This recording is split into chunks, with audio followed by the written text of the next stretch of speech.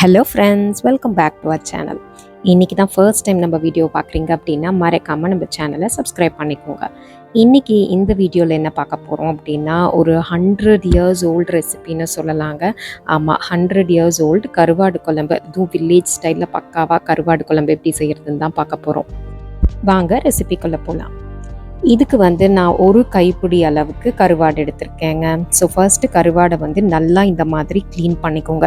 அதில் குட்டி குட்டி ஸ்கேல்ஸ் எல்லாம் இருக்கும், அதெல்லாம் பார்த்து ரிமூவ் பண்ணிவிட்டு ரெண்டாக உடச்சி போட்டுக்கோங்க. இந்த கருவாடு கொஞ்சம் நீளமாக இருக்கும். ஸோ குட்டி குட்டியாக உடச்சி போட்டுக்கிட்டோம்னா ஃப்ரை பண்ணி குக் பண்ணுறதுக்கு ஈஸியாக இருக்கும். இப்போது நான் அந்த ஸ்கேல்ஸ் எல்லாம் ரிமூவ் பண்ணிட்டேங்க. அதுக்கப்புறம் இந்த மாதிரி உடச்சி தனியாக வச்சுருக்கேன். ஸோ இப்போ பார்த்திங்கன்னா ஜஸ்ட் பிளெயின் வாட்டரில் ஒன்ஸ் ஆர் டுவைஸ் ஜஸ்ட் நம்ம ரின்ஸ் பண்ணி இந்த மாதிரி ஜஸ்ட் ரின்ஸ் பண்ணி தனியாக எடுத்து வச்சுக்கலாம். இது கருவாட்டில் இருக்க எக்ஸஸ் சால்ட்டு, அதுக்கப்புறம் அதில் இருக்க டர்ட்டி, இது எல்லாமே ரிமூவ் பண்ணுறதுக்கு ஹெல்ப் பண்ணும். நம்ம சுடு தண்ணியில் போட வேண்டாங்க, ஜஸ்ட் நார்மல் ரூம் டெம்பரேச்சர் வாட்டரில் போட்டு கழுகிட்டு இந்த மாதிரி ஒரு டிஷ்யூவில் ட்ரான்ஸ்ஃபர் பண்ணி வச்சுக்கோங்க. இந்த ரெசிபி பார்த்திங்கன்னா எல்லாமே ராவாக நம்ம நல்லா ஃபைன் பேஸ்ட்டாக அரைச்சி அப்படியே ஆட் பண்ணி குக் பண்ண போகிறோங்க. ஸோ இதுதான் எல்லா மெஷர்மெண்ட்டும் நான் கைப்பிடி அளவு சொல்கிறேன்.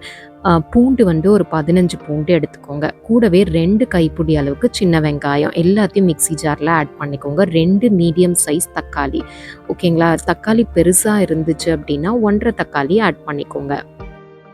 இப்போது இது நல்லா ஃபைனாக பேஸ்ட் மாதிரி அரைச்சி எடுத்துக்கோங்க. அரைச்சதுக்கப்புறம் நம்ம ஸ்பைசஸ் ஆட் பண்ணிக்கலாம். இதுக்கு பார்த்திங்கன்னா coriander powder 2 tablespoons add பண்ணிக்கோங்க. அதுக்கப்புறம் chilli powder 1.5 tablespoon add பண்ணிக்கோங்க. சால்ட் ஒரு 1/2 டேபிள் ஸ்பூன் ஆட் பண்ணிவிட்டு மஞ்சத்தூள் 1 டீஸ்பூன் ஆட் பண்ணிக்கோங்க. இதை நல்லா மிக்ஸ் பண்ணி விட்டுருங்க.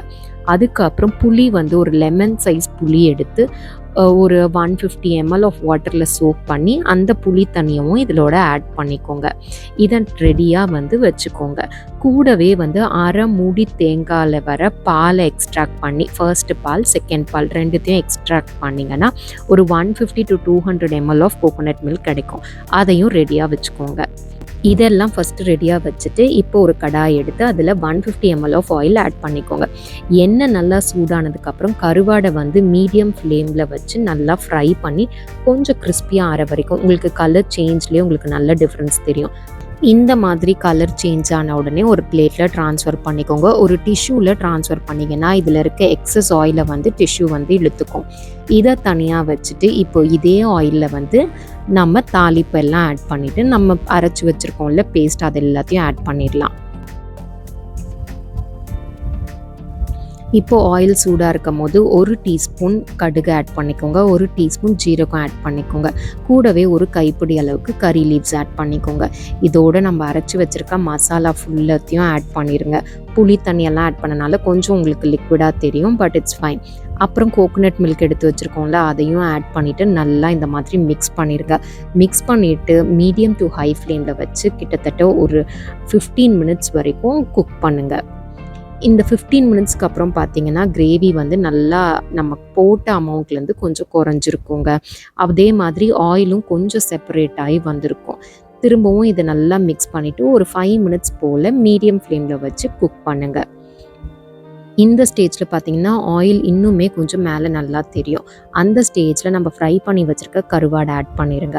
ஆட் பண்ணிவிட்டு இப்போ நல்லா இந்த மாதிரி மிக்ஸ் பண்ணிவிட்டு திரும்பவும் கவர் பண்ணி குக் பண்ணுங்கள். இந்த ஸ்டேஜில் பார்த்திங்கன்னா கவர் பண்ணிவிட்டு ஒரு 5 மினிட்ஸ் போல் லோ ஃப்ளேமில் வச்சு குக் பண்ணிங்கன்னா பர்ஃபெக்டாக நமக்கு குழம்பு ரெடி ஆகிடுங்க.